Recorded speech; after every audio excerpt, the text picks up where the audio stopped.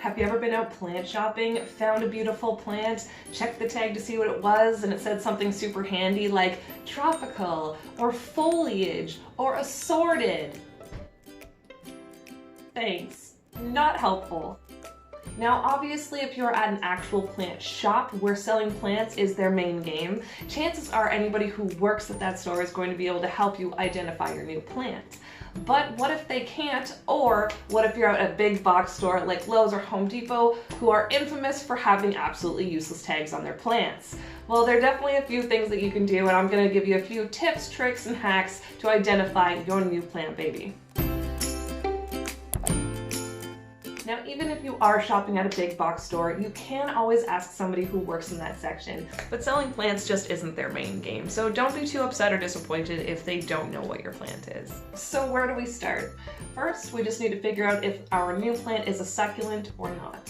So if your plant is a succulent, it's going to have really thick, fleshy leaves that are going to hold water directly in them. If your plant does not have that feature, it is not a succulent. Now that we have that narrowed down, we can pop that into Google along with a few other descriptors and just sort of see what we get. I have honestly been shocked at how many plants I've been able to identify just by going through Google. Now, it doesn't work every time, but it's a really good first step.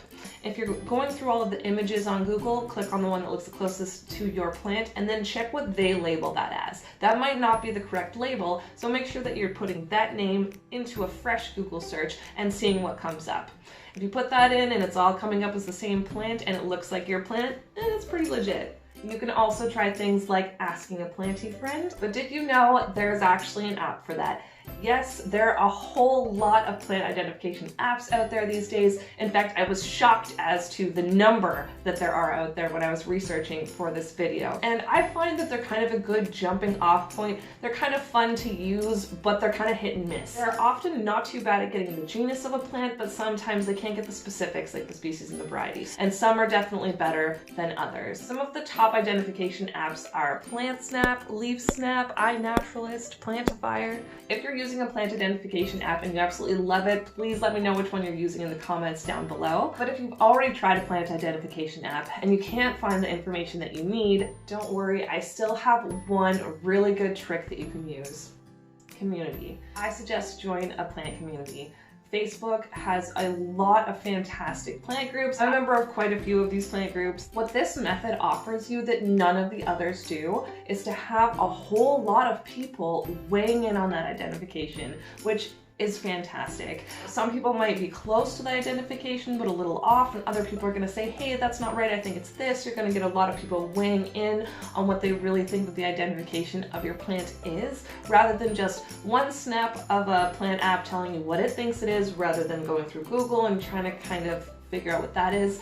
When you have a whole plant community behind you, they are going to help you identify that plant, and chances are it's going to be a correct identification. So I really, really highly recommend this method. And I think one of the best things about this method actually is not only that you get a really good plant identification that a lot of people have weighed in on, but it's actually also fun for them. It's really fun for the people who are identifying plants to test their plant knowledge and share their plant knowledge with you. So this method is so great because it's win-win. So if everything else has failed you, please go join a plant community. Trust me, you won't regret it. I really hope that these tips were helpful. Let me know if you have any extra tips down in the comments below. And as always, take care of your plants and yourself.